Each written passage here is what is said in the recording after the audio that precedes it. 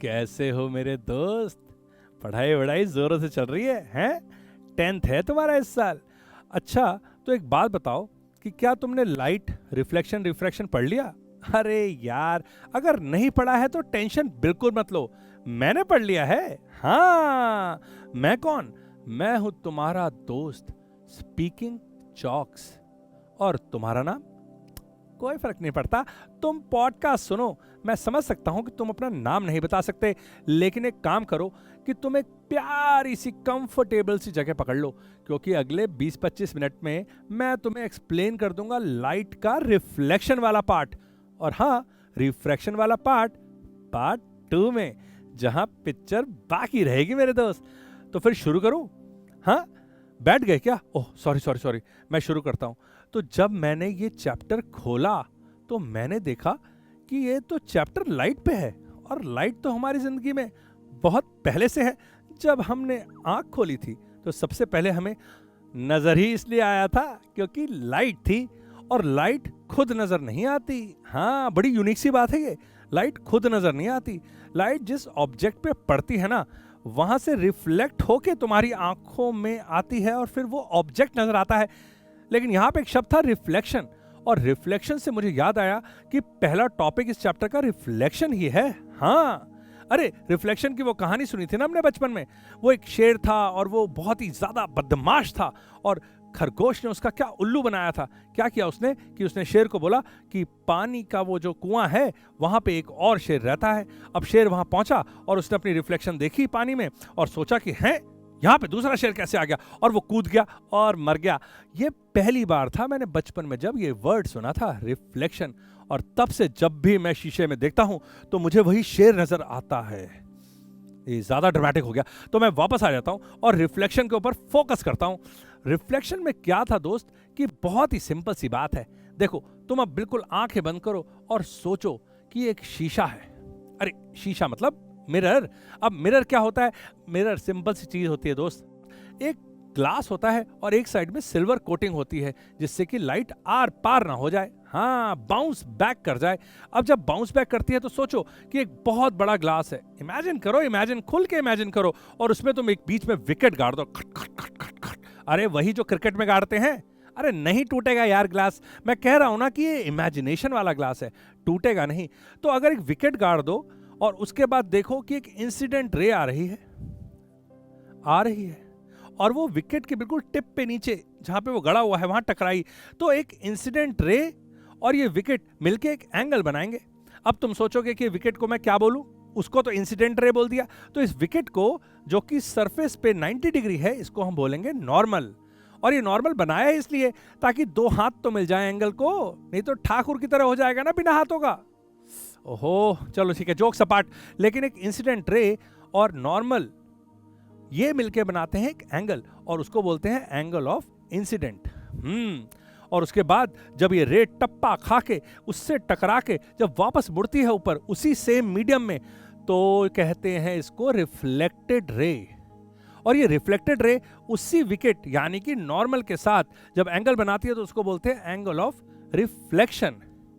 पता है तुम्हें कि angle of incidence is equal to angle of reflection होता है? अरे यार, कितनी बार देखा है बचपन से हमने ये।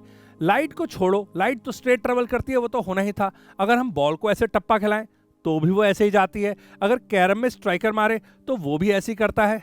हाँ, ये इतनी बड़ी बात नहीं है ये, लेकिन बचपन से हम इससे वैसे डरते रहते हैं। हाँ, और दूसरा लॉ तो मैं बताऊं कि मैं बचपन में तो इसको इतना गलत समझता था, मैं तुम्हें बताता हूं, मतलब समझ में ही नहीं आता था, रट रट के मैंने लिखा है, इंसिडेंट रे, नॉर्मल रे और reflected ray lies in the same plane.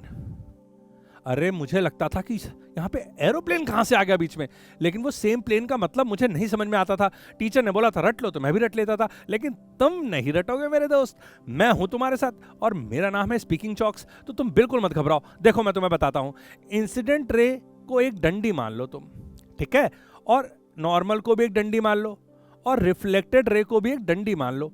अब ये तीनों डंडी रख के एक कागज में चिपका दो। हाँ, अगर ये तीनों डंडियों को तुमने कागज में चिपका दिया तो इसका मतलब ये तीनों सेम प्लेन में है, और अगर नहीं चिपका पाए तो नहीं। तो 2 लॉ थे, एक तो था angle of incident with the normal is equal to angle of reflected ray with the normal, ठीक है। तो सिंपली बोला था angle of incidence is equal to angle of reflection. और दूसरा लॉ था कि इंसिडेंट रे, नॉर्मल और रिफ्लेक्टेड रे तीनों सेम प्लेन में होती हैं।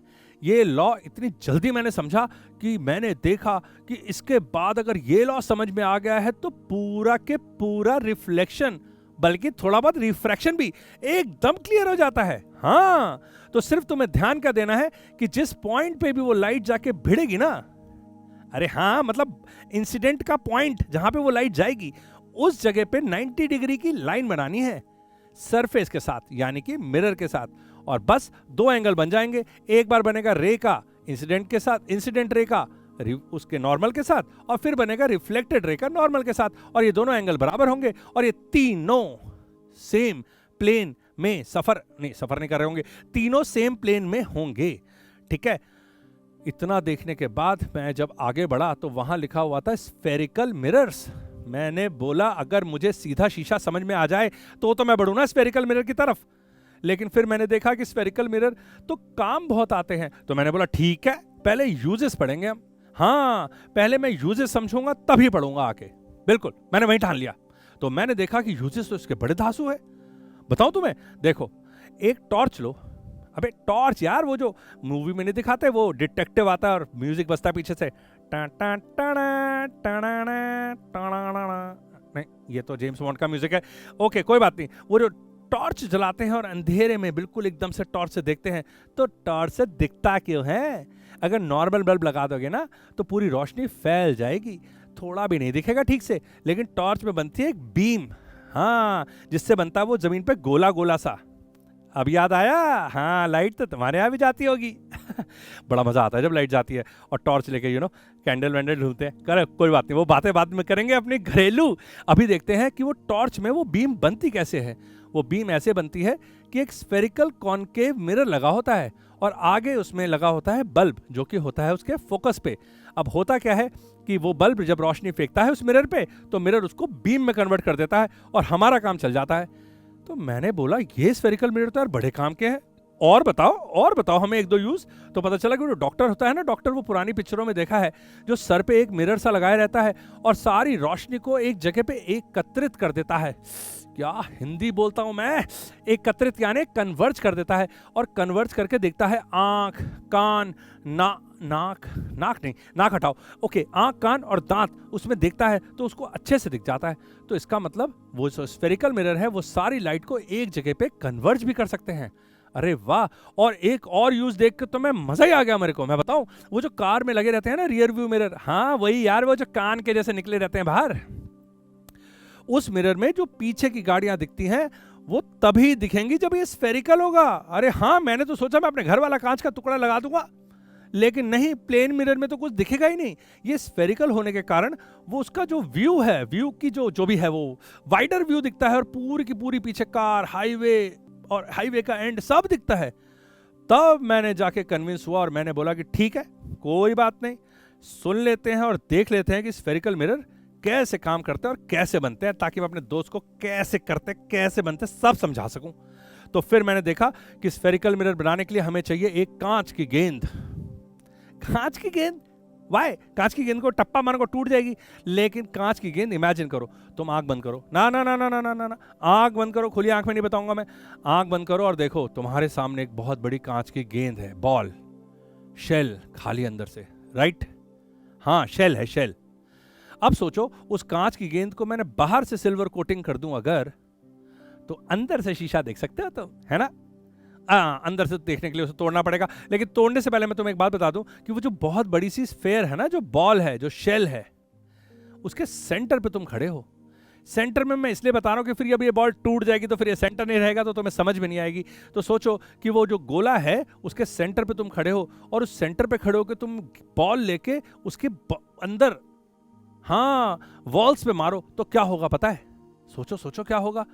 वो बॉल तुम्हारे हाथ में वापस आ जाएगी। हाँ यार, करके देख लो, क्योंकि जब भी तुम बॉल को मारोगे किसी सरफेस पे जो कि कर्व है अंदर से, वो 90 डिग्री पे टकराएगी और वापस तुम्हारे पास आ जाएगी।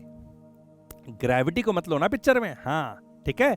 तो समझ लो कि कहीं से भी मारोगे जोर से तो वो तुम्हारे हाथ में वापस आ जाएगी।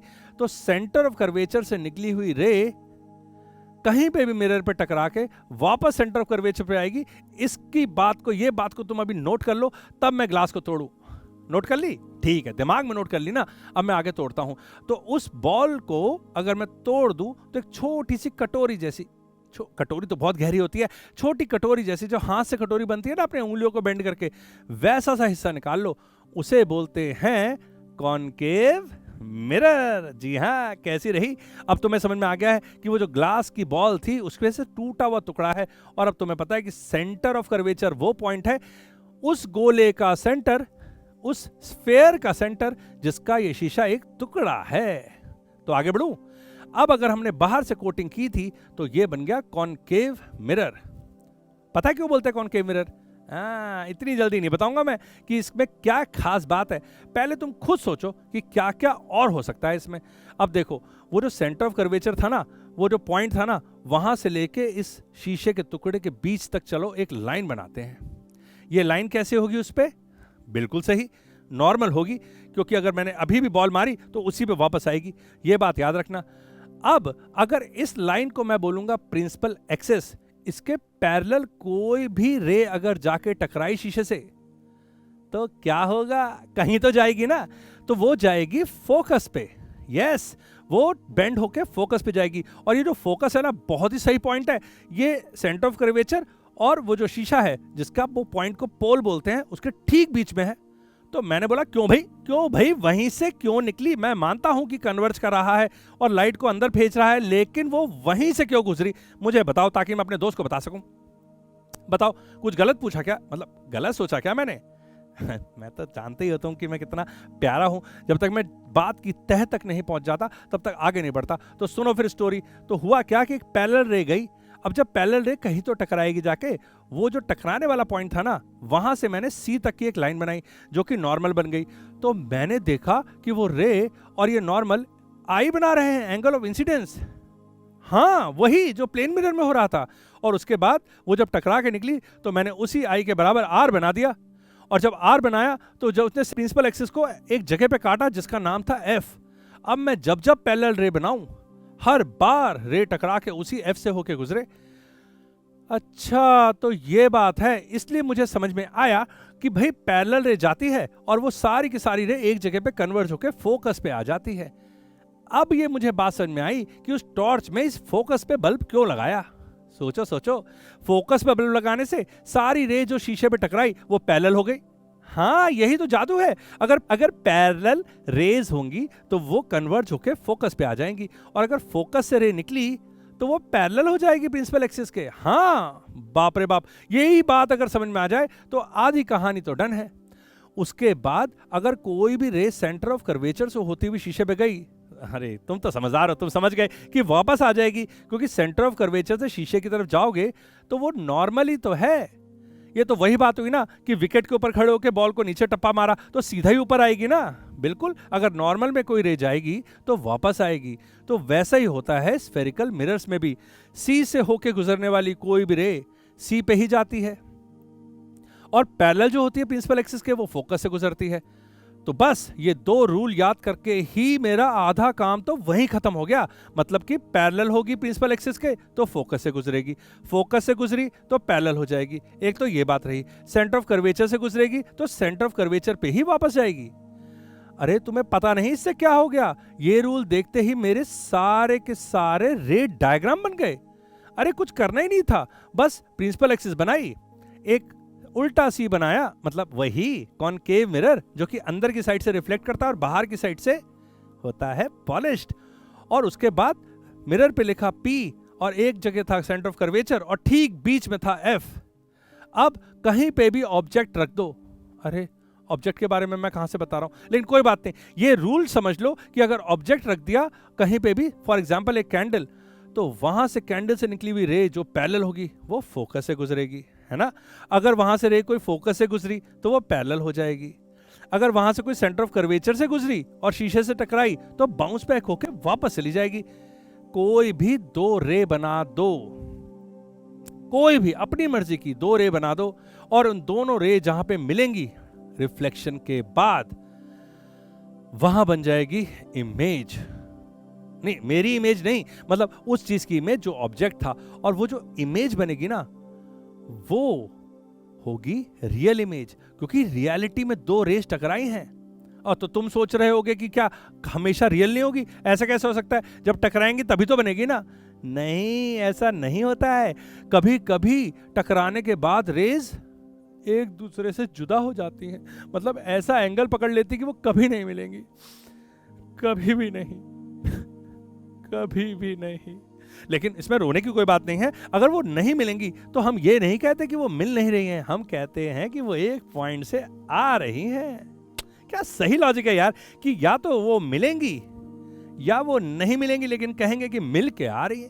और अगर मिल के आ रही हैं तो वो पॉइंट ढूंढते ढूंढते कभी कभी हम मिरर के पीछे चले गए, हाँ, जहां कोई लाइट ही नहीं है।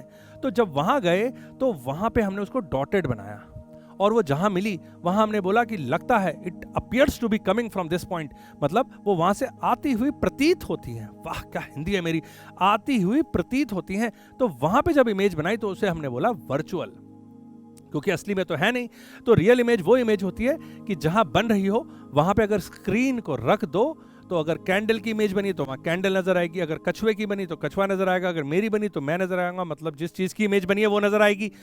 और अगर वर्चुअल हुई तो इमेज तो नजर आएगी शीशे में, लेकिन वहां स्क्रीन रख के कुछ मिलेगा नहीं। तो इमेज हो गई दो तरह की, एक हुई रियल और एक हुई वर्चुअल। मैं आगे बढ़ा तो मुझे पता चला कि इमेज बड़ी भी हो जाती है, उसको बोलते हैं मैग्नीफाइड, और कभी कभी छोटी भी हो जाती है, जिसको बोलते हैं डिमिनिश्ड। और तो और अगर जैसा ऑब्जेक्ट खड़ा हुआ है सीधा तो वैसे ही हुआ तो ठीक इमेज, उसको बोलेंगे इरेक्ट। और अगर वो चमगादड़ की तरह, मतलब सॉरी टू से बैट की तरह अगर उल्टी लटक गई प्रिंसिपल एक्सिस से नीचे की तरफ तो हम उसे बोलेंगे इन्वर्टेड। तो इमेज के बारे में क्वालिटीज जब भी बतानी हो तो रियल या वर्चुअल, इरेक्ट या इन्वर्टेड, और या फिर मैग्नीफाइड या डिमिनिश्ड। बट ये सब निकालेंगे कैसे, हमें इनका साइज कैसे बताएंगे, ये कैसे बताएंगे कि कहां बनेगी? भाई डायग्राम बना के तो हम बना ही सकते हैं, वो तो मैंने तुम्हें बता ही दिया कि वो दो ही रूल लगते हैं और उससे बन जाता है। लेकिन अगर फॉर्मूले वाले क्वेश्चन आ गए तो क्या होगा मेरे दोस्त, कभी सोचा है तुमने ये? तो मैंने फिर फॉर्मूला पढ़ा। फॉर्मूला था mirror formula, 1/v + 1/u = 1/f। अरे वही v फॉर विक्ट्री, v कुछ नहीं होता यार, distance from pole to image, और u फॉर अम्ब्रेला, वो होता है distance from pole to object, और f तो बहुत ही सिंपल होता है, distance from pole to focus. अब ये तीनों में से कोई दो तो पता ही होंगे ना, और तीसरा तुम झटपट निकाल लोगे। एक राज की बात बताऊं, यहां पे होती है गड़बड़ बच्चों से। अरे यार वो प्लस माइनस का गड़बड़ हो जाता है हर बार, तो मैंने उसका एक तोड़ निकाला।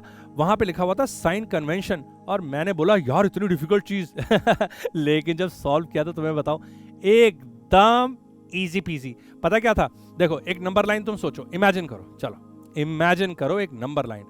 नंबर लाइन के राइट में है पॉजिटिव, लेफ्ट में है नेगेटिव, और बीच में जीरो। बहुत बार देखिए तुमने नंबर लाइन, राइट में पॉजिटिव नंबर्स, लेफ्ट में नेगेटिव, बीच में जीरो। अब ऐसी एक नंबर लाइन लेके उसको सीधा खड़ा कर दो। है ये पहली वाली नंबर लाइन तो पुल की तरह थी ना, ब्रिज की तरह, और दूसरी टावर की तरह सीधी खड़ी हुई है। दोनों के जीरो से जीरो मिला दो, वही कोऑर्डिनेट प्लेन की तरह। हाँ, अब जो जीरो है ना वहां पे हम रखेंगे लेंस का पोल। अब जब भी ये लेंस के पोल से जब हम गिनेंगे कोई भी डिस्टेंस को, चाहे वो ऑब्जेक्ट का हो, चाहे वो इमेज का हो, चाहे वो हाइट ऑफ ऑब्जेक्ट हो, चाहे वो हाइट ऑफ इमेज हो, हम पोल से ही गिनेंगे। अगर हमें राइट जाना पड़े तो हम बोलेंगे पॉजिटिव है, अगर लेफ्ट जाना पड़े पोल से तो बोलेंगे नेगेटिव है, अगर ऊपर जाना पड़े तो बोलेंगे पॉजिटिव है, और नीचे आना पड़े तो बोलेंगे नेगेटिव है। अब इसमें कौन सी बड़ी बात है, इतना सिंपल सा साइन कन्वेंशन था। पता नहीं यार बच्चों से क्यों नहीं होता। कोई बात नहीं, सबके पास तो तुम्हारे जैसा दोस्त नहीं है ना, मतलब सॉरी मेरे जैसा दोस्त नहीं है ना उनके पास, स्पीकिंग चॉक्स। और वैसे तुम्हारी भी क्या तारीफ करूं, तुम भी बहुत स्वीट हो, क्योंकि तुम मुझे सुनते हो, समझते हो और फिर अप्लाई करते हो। ऐसा दोस्त भगवान सबको दे। तो आगे बढ़ते हैं हम। तो अब क्या हुआ कि मैंने देख लिया कि साइन कन्वेंशन के हिसाब से, जी ध्यान से सुनना, साइन कन्वेंशन के हिसाब से अगर मैंने वैल्यूज डाली, यानी कि ऑब्जेक्ट अगर लेफ्ट में रखा है और डिस्टेंस है 20, तो मैं डालूंगा -20, मतलब फॉर्मूले में u की जगह पे डालूंगा -20। और फोकल लेंथ लेफ्ट में है फोकस, तो मैं डालूंगा -10 जो भी होगा। और फिर उसके बाद आंसर जो आना होगा V का अपने आप आ जाएगा। उसमें मुझे नहीं देखना कि नेगेटिव डालना है कि पॉजिटिव डालना है, जब आएगा तो अपने आप पता चल जाएगा। अब सपोज करो कि V फॉर विक्ट्री वाला V इमेज का डिस्टेंस पोल से वो नेगेटिव आ गया, तो इससे साफ पता चल रहा है कि भाई मिरर के सामने सामने इमेज बन गई है, और इसीलिए तो हमको लेफ्ट जाना पड़ा उसे गिनने के लिए। तो ये नेगेटिव साइन यही दर्शाता है, और नेगेटिव आ गया तो इससे एक और बात पता चलती है कि वो रियल इमेज है, क्योंकि वहां पे तो सरासर टकरा के रेज ने बनाया था उसको, है ना। और अगर वो V पॉजिटिव आ गया तो वो राइट साइड में बना है, मतलब जहां पे वो पॉलिश थी ना उस साइड पे, तो वहां पे तो कोई लाइट ही नहीं है, कोई रे असली में तो टकरा ही नहीं, तो वो वर्चुअल हुई। तो ये मिरर फॉर्मूले में लगा लगा के जो आंसर्स आ रहे थे ना, उससे तो मेरे सारे के सारे क्वेश्चंस यूं हो गए। अब मैंने देखा कि मैंने क्या क्या पढ़ लिया है, मैं एक बार रिवाइज करा देता हूं कि मैंने रिफ्लेक्शन के सारे रूल पढ़ लिए। Rule number 1, angle of incidence is equal to angle of reflection.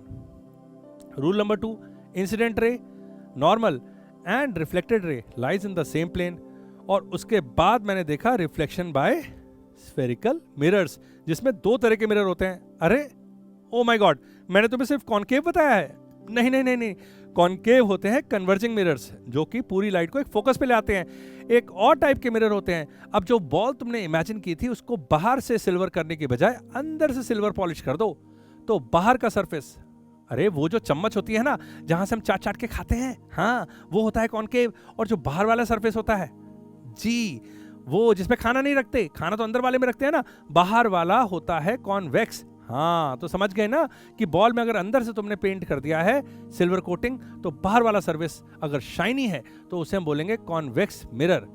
अब अगर उस पे सेंटर ऑफ कर्वेचर भी बनाएंगे, वो भी ऑब्वियसली ना, वहां पे भी तो एक गोला था, तो गोला के बाहर सेंटर ऑफ कर्वेचर बनेगा यहाँ पे, ये ध्यान रखना। और सेंटर ऑफ कर्वेचर से वही पोल के पास जाती हुई लाइन बन जाएगी प्रिंसिपल एक्सिस। अब यहां से अगर एक पैरेलल रे छोड़े हम मिरर की ओर, तो होगा क्या? अब वो अंदर तो नहीं आएगी, कन्वर्ज तो नहीं होगी, वो तो और उल्टा बाहर भाग जाएगी, तो उसको बोलेंगे डाइवर्ज हो गई, तो चली जाएगी। तो वो कहां जाएगी मुझे क्या पता, लेकिन अगर मैं उसको रिट्रेस करूं, पीछे पीछे पीछे बैक बनाऊं शीशे के पीछे, तो ऐसा लगेगा कि एक पॉइंट से आ रही है। उस पॉइंट को बोलेंगे फोकस ऑफ कॉन्वेक्स मिरर। तो भाई कॉन्वेक्स मिरर के फोकस और कॉनकेव मिरर के फोकस में एक फर्क तो मुझे साफ नजर आया।